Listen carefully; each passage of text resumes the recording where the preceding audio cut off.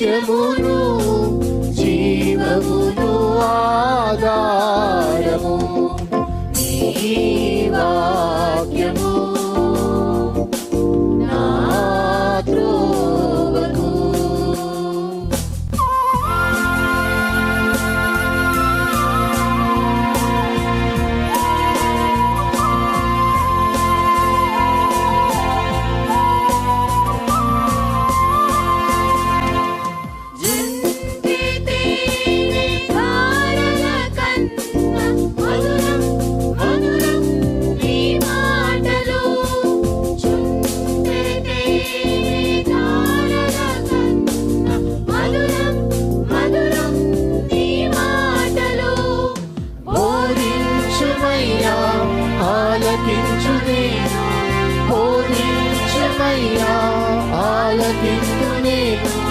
అనుసరింతునయ్యా ఆత్మశక్తితో, అనుసరింతునయ్యా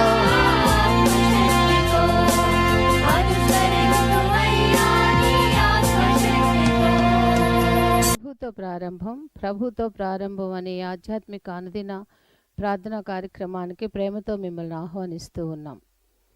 మన జీవితానికి ఆదియు ఆధారమునైనటువంటి ఆ దేవుణ్ణి మొదట మరణించుకున్నట్లయితే ఆ దినమంతయు ఆయన కృపాక్షేమములే మన వెంట వచ్చును. మొదట అవేకునే లేవగానే మరి నీతిసూరుడైనటువంటి ఆయనని చూద్దాం, ఆయన మనలనైన స్వరాన్ని మనం విందాం.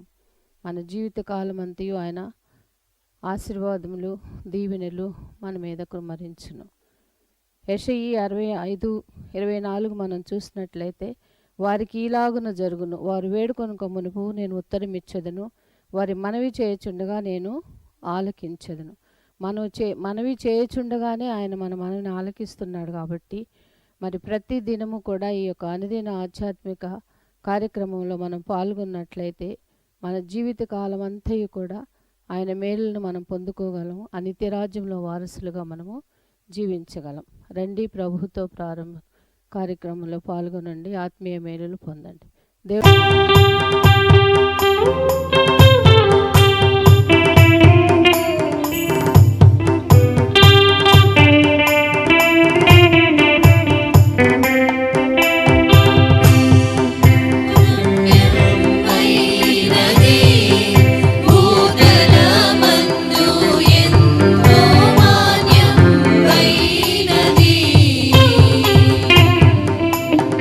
చింతా చేరి యేసు వెన్న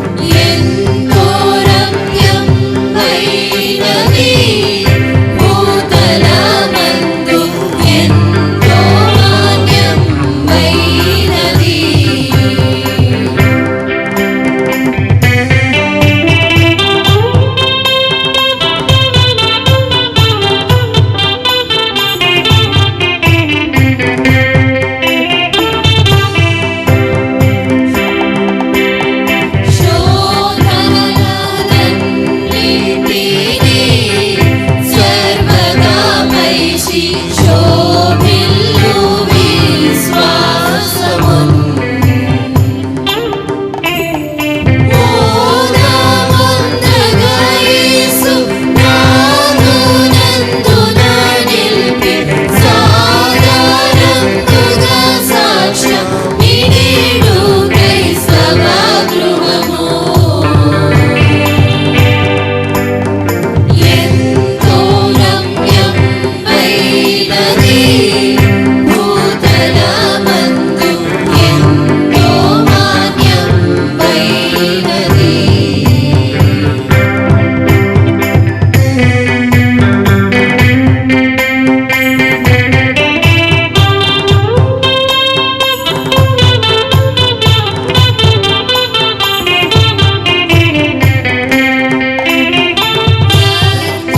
ఖర్చుల మానుచు వర్ధిల్లు కొలది సర్దుకొని జీవించుచున్ వృద్ధినందిడు వేళ శ్రద్ధ భక్తుల తోడం కీర్తనిత్రిని దశమ భాగమొసగెడు గృహము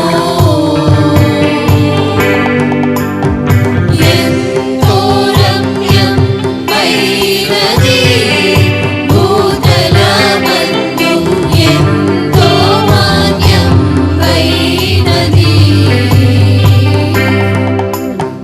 చింత చేరి యేసు నింద పాదాబ్జముల సంతసంబున పూజ సల్పు క్రైస్తవ గృహము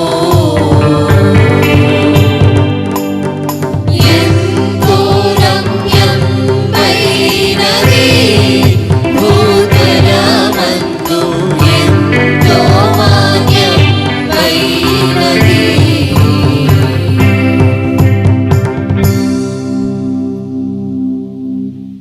నా దేవుని సంగమా మరొక నూతన దినమును దేవుడు మనకు అనుగ్రహించాడు.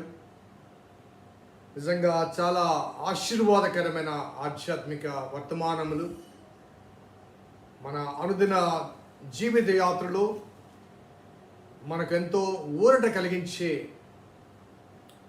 ఆత్మీయ వర్తమానములు దేవుడు వినిపిస్తున్నాడు.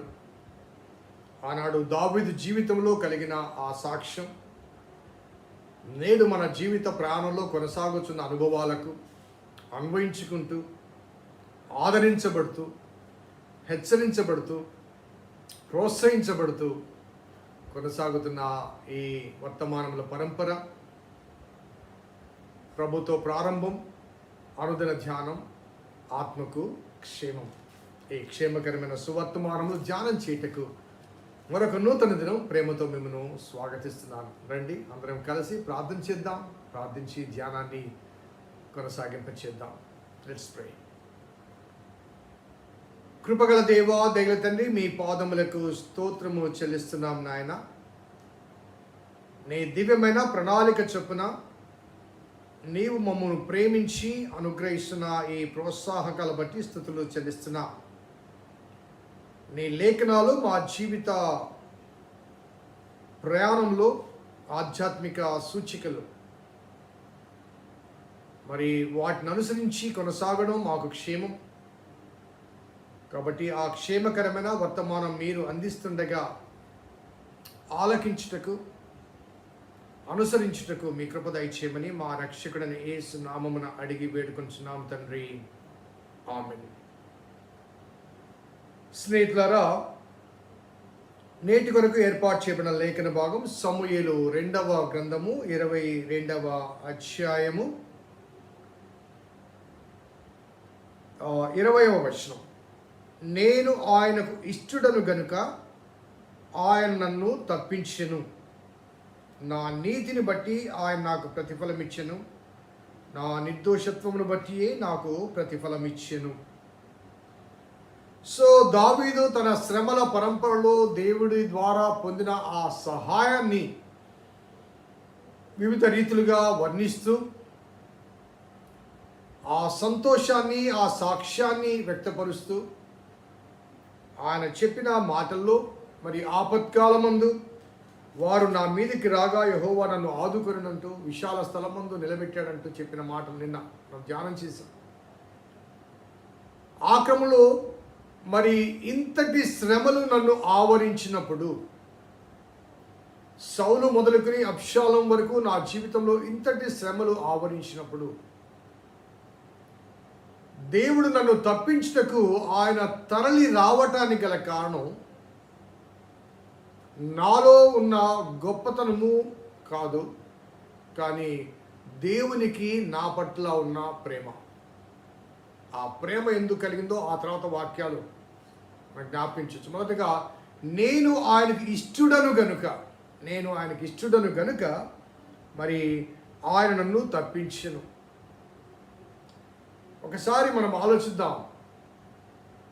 సౌలు స్థానంలో దావీదును ఎన్నిక చేసే ఆ పరంపరలో సమూయేలు యెష్షయి ఇంటికి వెళ్ళినప్పుడు మరి అన్నలందరూ కూడా ఒకరి వెంబడి ఒకరు ముందుగా పెరెడ్ చేయబడ్డప్పుడు సమూయేలు ఇతను అనుకుంటూ భావిస్తున్నప్పుడు దావీదును పిలువనంపించినప్పుడు దేవుడు చెప్పిన మాట,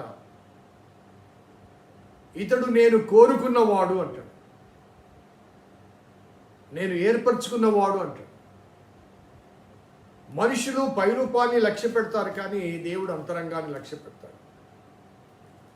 సో దావీదును గురించిన ఎన్నికలోనే దేవుడు తన అంతరంగాన్ని చూచి ఇష్టపడ్డాడు.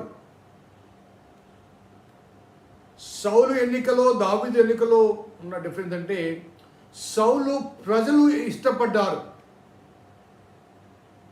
దేవుడు వారి ఆలోచన గుర్తెరిగి వారికి ఎటువంటి రాజు కావాలని వారు కోరుతున్నారో ఆ కోరిక, ఆ లక్షణాలు గుర్తెరిగి ఆ లక్షణాలు కలిగిన వ్యక్తిని వారికి పరిచయం చేశారు.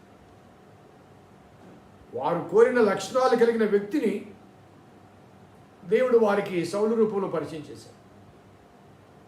కానీ ప్రజల కోరిన లక్షణాలు కలిగిన వ్యక్తి దేవుడు కోరిన రీతిగా ప్రవర్తించలేదు. కాబట్టి సౌలు స్థానంలో నియమించబడే ఆ దావీదును నేను కోరుకున్నవాడు ఇతడే అంటూ దేవుడు కోరిన లక్షణాలు కలిగిన వ్యక్తిని రాజుగా నియమించాడు.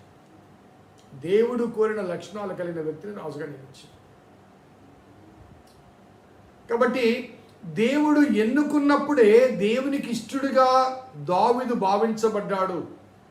రాజు అయిన తర్వాత కాదు, అభిషేకించబడ్డ తర్వాత కాదు. దావీదు ఎన్నిక చేయబడక ముందే దేవునికి ఇష్టడుగా ఉన్నాడు గనక దేవుడు అతను ప్రేమించి ఇతడు నేను కోరుకున్నవాడు అంటూ అతన్ని అభిషేకించమంటాడు. ఆ అభిషేకించబడిన క్షణం నుంచి దావీదు జీవితంలో అనేక శ్రమలు కలిగినప్పటికీ కూడా దావీదు అనేకమైన కీర్తనలు కీర్తించాడు. కానీ ఎక్కడ కూడా దావీదు దేవుణ్ణి ప్రశ్నించినట్లుగా కానీ, లేకపోతే ఇబ్బందికరంగా మాట్లాడినట్లుగా కానీ, దూషించినట్లుగా కానీ మనకు కనిపించింది. So he invited the sufferings. David invited the sufferings in spite of the God's calling. దేవుడు పిలిచాడు అన్న ఆ భావన కన్నా దేవుని కొరకు నేను శ్రమను అనుభవిస్తాను. సో దేవునికి ఇష్టడుగా ఎందుకున్నాడంటే దేవుని కొరకు శ్రమపరచబడటానికి, దేవుని కొరకు శ్రమపడటానికి అతడు తను తాను సమర్పించుకున్నాడు. So whenever God's called somebody, whoever they may be, వారు ఎవరైనప్పటికీ కూడా దేవుడు పిలిచిన వారు, వారి హృదయాలు ఎరిగి దేవుడు పిలుస్తాడు. ఆ పిలువబడిన వారు ఆ పిలుపునకు తగిన రీతిగా మనం ప్రవర్తించాలి. ఈవెన్ ఆఫ్టర్ ఎందుకంటే అలా ప్రవర్తించకపోతే ఆయనను పిలిచినప్పుడు ఆయన నా మీద ఉంచిన ఆ నమ్మకత్వాన్ని నేను వమ్ము చేసిన వాడిని అవుతాను. ఈ మధ్య కాలంలో నేను సిఎంసికి కొంతమందికి సహాయం చేయడానికి వెళ్ళడం జరిగింది. నేను ఒక డాక్టర్ గారు మాట్లాడుతూ, ఏం పాస్టర్ గారు మీరు సిఎంసిలో అడ్మిట్ అయ్యారంట కదా, ఏమైంది అని అడిగారు. నేను అడ్మిట్ కావడానికి కదండి, అటెండెంట్గా వెళ్ళాను. మీరేంటి అటెండెంట్గా వెళ్ళడం ఏంటి? ఒక పాస్టర్గా ఉండి, సీనియర్ పాస్టర్గా ఉండి మీరు అది చేయండి ఇది చేయండి అంటే అందరూ చేస్తారు కదా, మీరు పోవడం ఏంటి స్వయంగా? సో ఒక భావన నాకేంటంటే, anybody can be A preacher but everybody cannot become a shepherd. మంచి కాపరి గొర్రెల కొరకు ప్రాణం పెడతాడు. మంచి కాపరి గొర్రెల కొరకు ప్రాణం పెడతాడు. ఆ కాపరిని అనుసరించిన ఆ కాపరి ఎవరైనప్పటికీ కూడా ప్రాణం పెట్టకపోయినా ప్రాణాలు కాపాడటానికి ప్రయత్నం చేయాలి. తన గొర్రెల మందలను కాపాడటానికి ప్రయత్నం చేయాలి.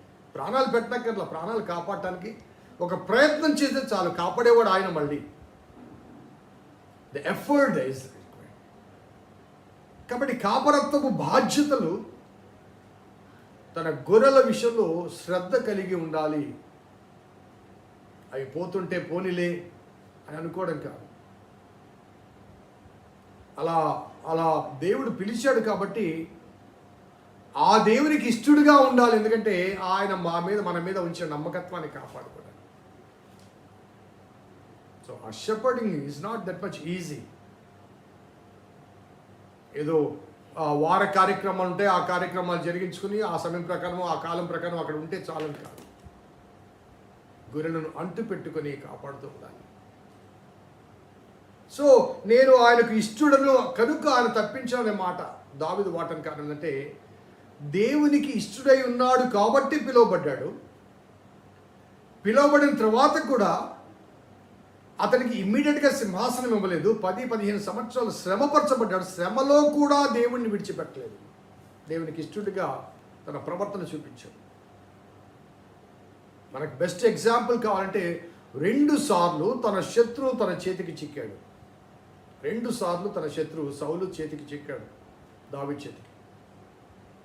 2 సార్లు దావీదు చుట్టూ ఉన్న వారికి నీ చేతికి చిక్కాడు, దేవుడే నీకు అప్పగించాడు సంహరించమంటే దావీదు నోట వంట వచ్చిన మాట అని తెలిసింది. యెహోవా చేత అభిషేకించిన వారిని నేను సంహరించను, హాని చేయను. దేవుని హృదయం ఎంత సంతోషించుండో తెలుసండి ఆ మాట దావీదు నోట వెంట వచ్చినాం. అలాగే సౌలు చనిపోయిన తర్వాత సౌలును చంపారని చెప్పి దావీదు దగ్గర కొంత మెప్పు పొందడానికి అమాలేకుడు వచ్చి చెప్తే, నీ మాట చొప్పున నువ్వే అన్నావు కదా సౌలును చంపారని.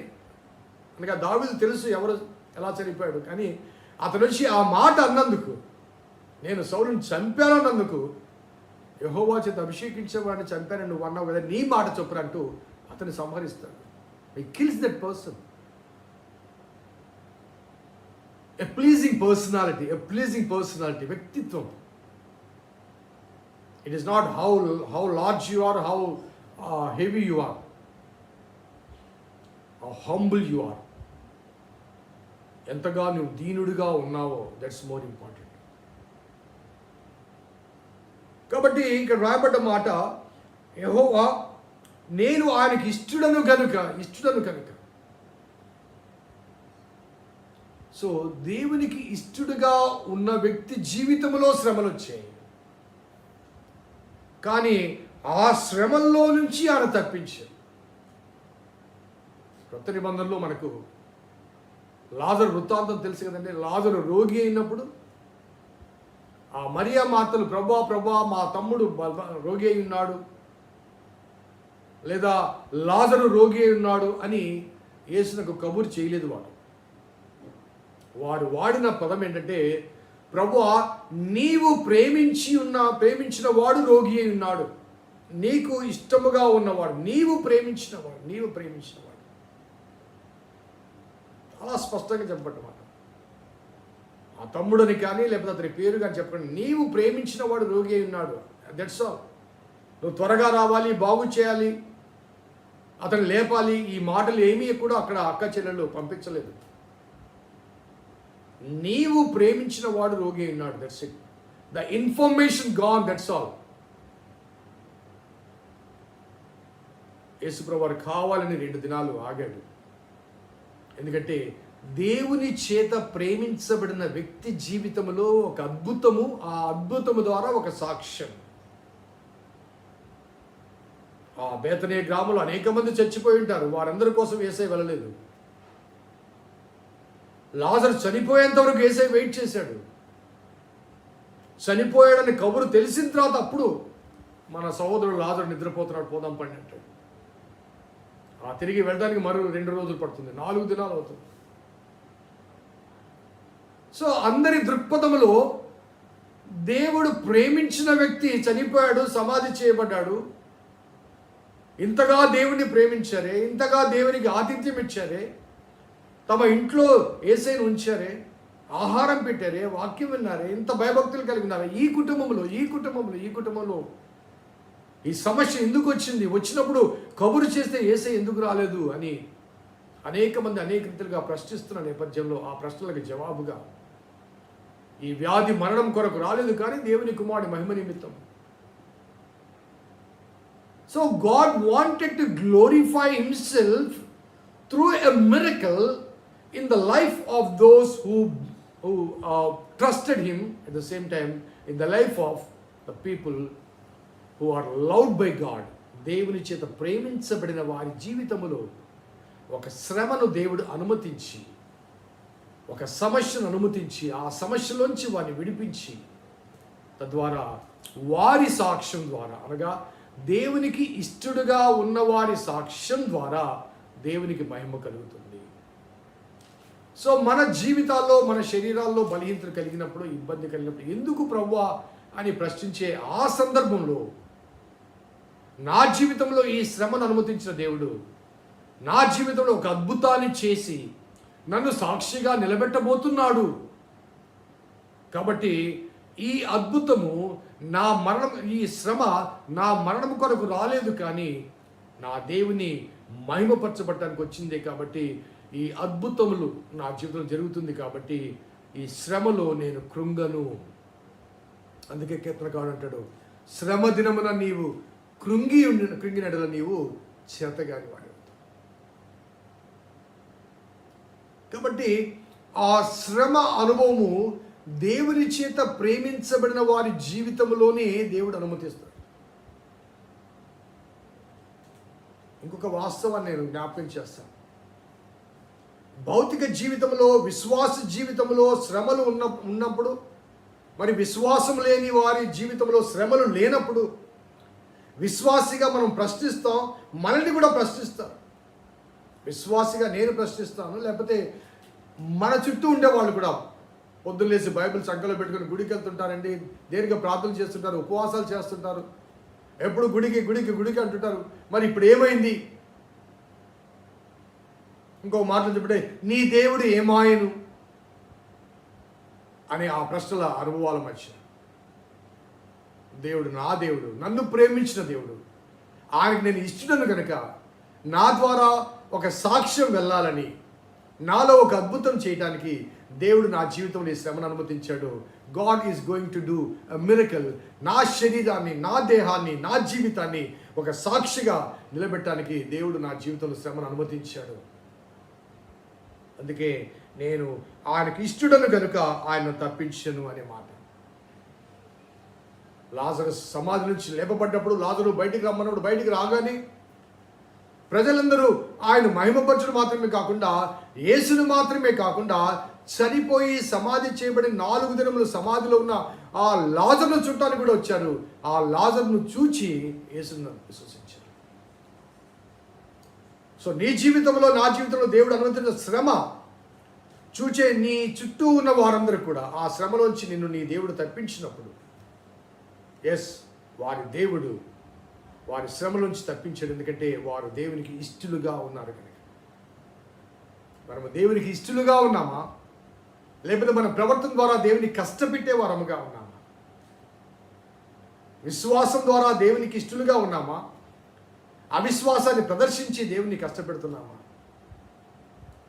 ఒకసారి ఆలోచించండి. దావీదు అంటాడు, నేను దేవునికి ఇష్టడిగా ఉన్నాను కనుక ఆయన నన్ను తప్పించాడు. సో దేవుడు మన జీవితాలు 91వ కీర్తన కూడా చూడండి, అతడు నన్ను ప్రేమించుచున్నాడు కనుక నేను అతన్ని తప్పించాను.